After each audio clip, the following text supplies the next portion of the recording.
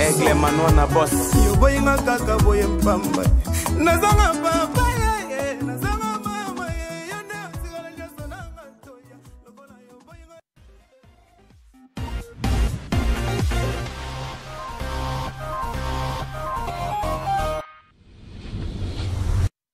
Bienvenue Luko Kissa, bienvenue à vous.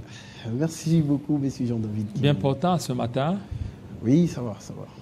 Toujours à la tête ou dans la structure des enfants militaires. Effectivement, nous militons toujours pour porter la voix des dépendants des militaires à travers la République. Et cette fois-ci, la structure est devenue beaucoup plus méga parce que nous parlons du front des dépendants des militaires, policiers et assimilés en République démocratique du Congo, qui est un bloc des leaders des enfants des militaires qui a vu le jour à la suite des élections de 2023, que vous le savez, auxquelles nous étions aussi compétiteurs, comme nous avons toujours souhaité dire. Vous étiez candidat. Nous étions candidats. Candidat aux élections municipales. Oui, moi j'étais au niveau provincial, à Ngalima. Et nous avions pu aligner en son temps 74 candidats à travers la République, tous enfants des militaires, policiers et assimilés. Et ils ont quand même réussi? Bon, nous avons eu la grâce d'avoir une dame au niveau de Moamba, c'est l'honorable Bolumbe. Et puis nous avions eu 4 conseillers municipaux. Et maintenant, aujourd'hui, votre structure a tendance à se muter à une structure politique. Voyons voir les jours à venir, parce que cela aussi n'est pas exclu, parce que l'enfant des militaires ou les dépendants des militaires ont le droit et qui leur protège. Et la politique étant un cercle de personnes qui ont des visions, des aspirations et des vocations à pouvoir se mettre dans une synergie constructive pour le devenir d'un pays. Et pourquoi ne pas, si besoin, plus tard, les convertir à des fins purement politiques. Et donc, ce n'est pas exclu. Alors maintenant, c'est quoi? Est-ce que vous êtes pris en charge au niveau des SENSAP, c'est ça? Au niveau des SENSAP ou au niveau de la sécurité sociale? Voilà, d'ailleurs, l'épine dorsale que nous rencontrons aujourd'hui, j'aimerais d'abord parler du statut du militaire qui est couvert par la loi numéro 13/005 du 15 janvier 2013 portant statut du militaire, tout comme la loi numéro 13/013 du 1er juin 2013 portant le personnel de la police nationale congolaise. Les deux lois donnent l'esprit, le leitmotiv du service militaire. Au regard de la spécificité de ces métiers, de sorte qu'il y ait une mesure d'encadrement du recrutement d'un militaire ou d'un policier, de la promotion de ces derniers, ainsi que la mise en retraite. Pourquoi? C'est pour assurer une protection maximale et accorder des garanties aux citoyens qu'on appelle devenus par la suite militaires. La loi porte 300 articles. Et dans ces articles, l'article 12 parle du recrutement des militaires, qui est d'abord un citoyen congolais. Mais puisque c'est l'État qui est son employeur, l'État accorde à ces derniers les avantages dus à leur statut. Je reviendrai en rapport avec les avantages, mais nous portons d'abord notre indignation. L'indignation selon laquelle la SENSAP affilie les militaires dans le régime spécial, dans le régime des cotisations sociales. Or, le branche sur lequel s'appuie la SENSAP, nous avons la branche d'accident du travail, nous avons la mise en retraite, ainsi que le soin de santé. Mais monsieur Jean-David Kilolo, les militaires, au regard de l'accident du travail, les statuts du militaire et des policiers, je prends en l'occurrence le statut du militaire, à l'article 200, aborde déjà la prise en charge d'un militaire blessé ou ayant connu l'accident du travail. Parce que pour le cas des militaires, c'est souvent les blessés des guerres. Cette branche est déjà prise en charge par l'employeur qui est l'État au travers le service de soins de santé de l'armée et de la police. Nous prenons l'article, la branche santé et soins médicaux. Vous lisez l'article 134 et l'article 210 du statut du militaire qui lui accorde déjà ses avantages. Vous prenez la mise en retraite d'un militaire. L'article 184 du statut du militaire parle des conditions de mise en retraite d'un militaire. C'est-à-dire les trois branches de la CENSAP sont déjà couverts par les statuts de militaires et les statuts des policiers. Au regard de quel principe nous, que nous appelons, nous dépendons, au regard de la loi qui régit nos parents, nous sommes ayants droit. Sur quel pied la CENSAP va affilier nos parents sur le régime de cotisation sociale auquel ils évoquent aujourd'hui la vulgarisation. La CENSAP brandit la loi numéro 22/031 du 15 juillet 2022 portant régime spécial de sécurité sociale. Le régime, en son article 2, cite les personnes ou les souches des agents de l'État qui n'ont pas été prises en compte dans l'ancienne loi portant le régime des cotisations sociales. Ils évoquent l'alinéa D parce qu'on cite seulement les militaires, les policiers et les magistrats. Mais nous disons que la CENSAP ou un militaire ne peut pas être affilié dans un régime des cotisations de sécurité sociale pour tout le monde. C'est-à-dire? C'est-à-dire la CENSAP ne peut pas affilier les militaires au regard de ces trois branches, lesquelles des branches sont déjà sécurisées et sont déjà prises en compte par l'État qui est l'employeur. Donc vous êtes contre cette affiliation? Tout à fait. Au niveau des CENSAP? Tout à fait. Mais ça, c'est pour votre sécurité sociale. Mais c'est Jean-David. C'est pour votre sécurité sociale. Ils ont voulu beaucoup plus élargir aussi aux policiers et militaires. J'en viens. Pour assurer aussi votre J'en viens, monsieur Jean-David. Lorsque vous lisez, vous feuilletez la loi numéro 13/015 et 05 du 15 janvier 2013 portant statut du militaire. Qu'est-ce que le législateur a voulu? Il a voulu accorder aux militaires, aux policiers, du vivant, de leur serment, jusqu'à leur mort, une vie garantie, une vie prometteuse. Allons à l'article 215 du statut du militaire précité, alinéa 6. On aborde, le législateur parle, autre avantage accordé aux anciens combattants. Alinéa 6, on parle. La rétribution des caisses de solidarité pour les militaires anciens combattants.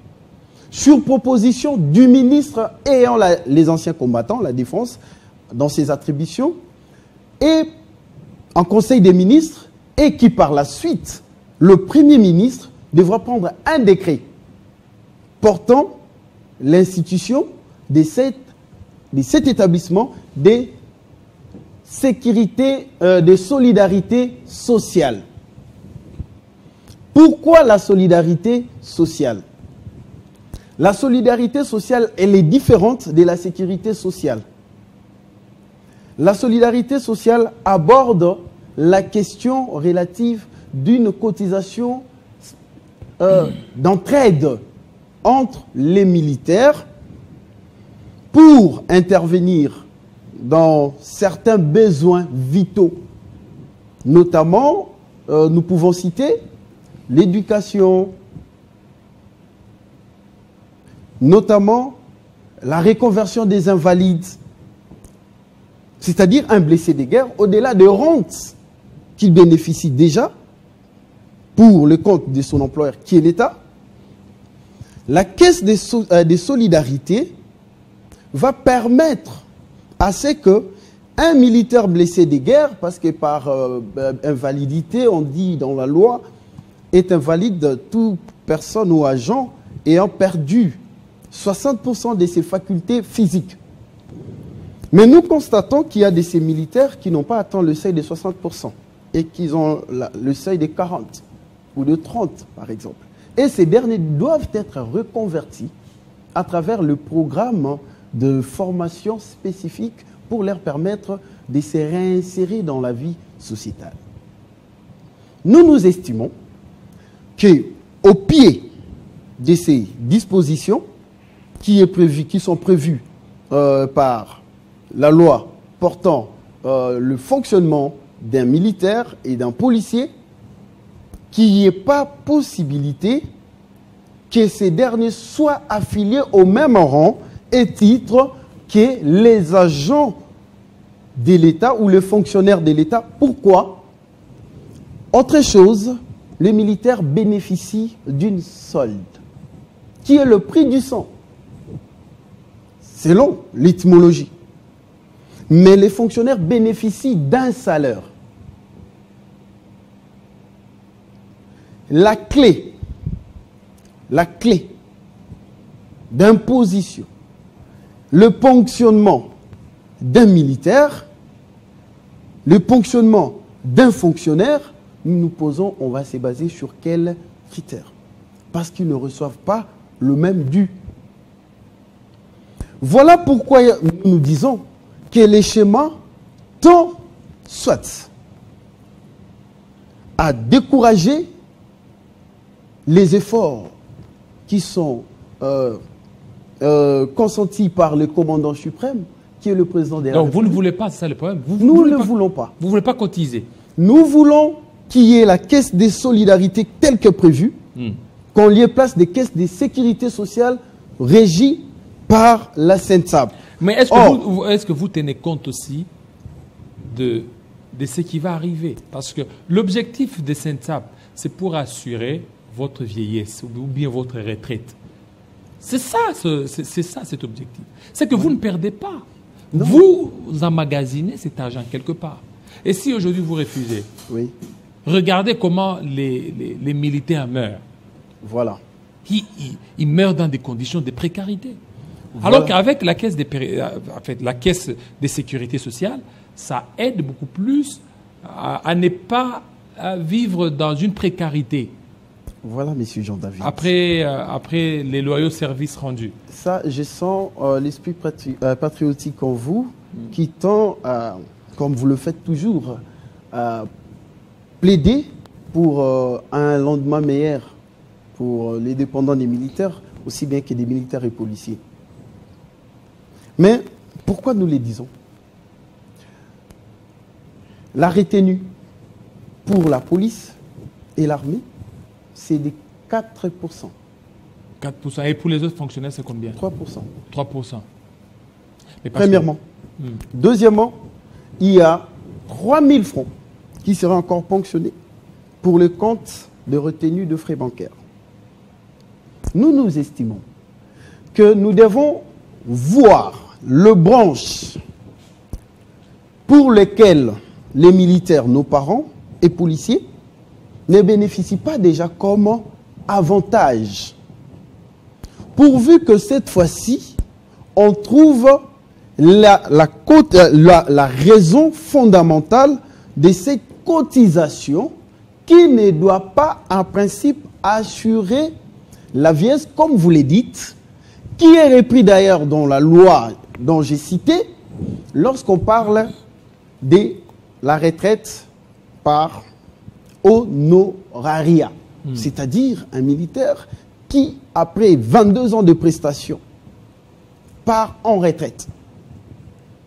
Il y a un cadre, une série de mesures d'accompagnement de ces derniers, et à qui même on va remettre une plaque dans laquelle on écrit « mort ou patrie » pour que la République lui soit redevable au-delà de ses services rendus à la nation.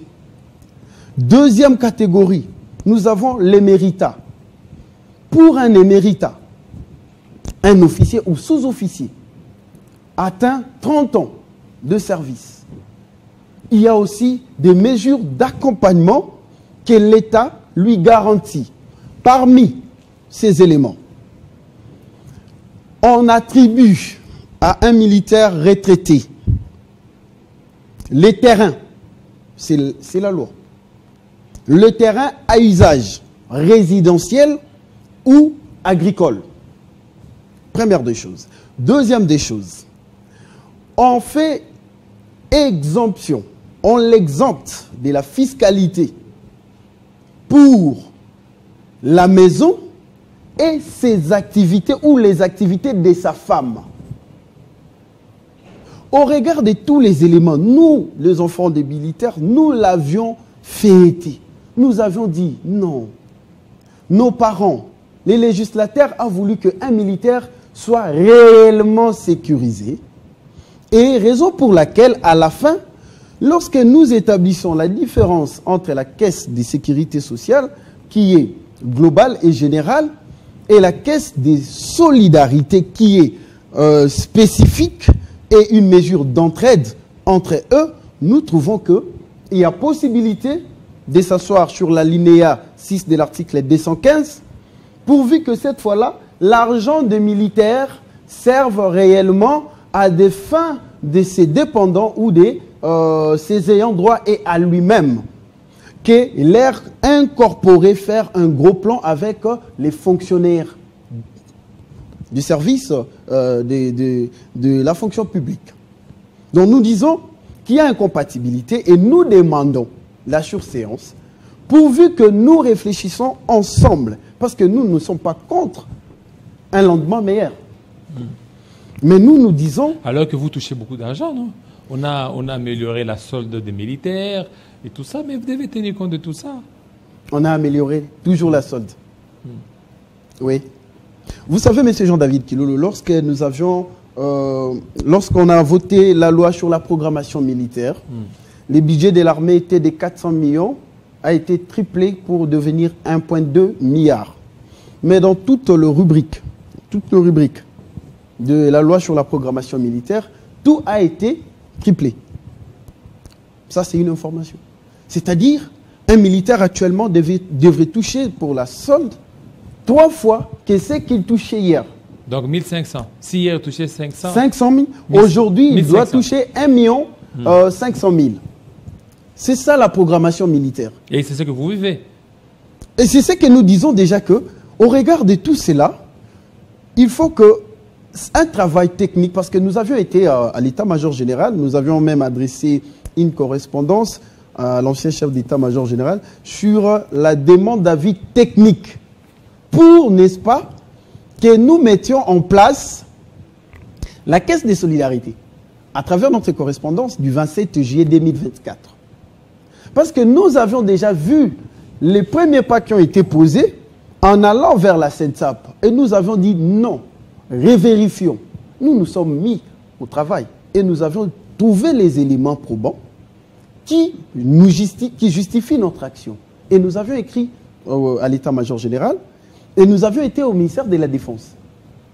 Mais à notre grande surprise, je ne vois pas le ministre de la Défense avec qui nous avions déjà discuté et que nous sommes en pleine séance de travail avec le cabinet. Mine de rien, nous sommes à la SENSAP. Précipitation ou qu'est-ce qui se passe réellement?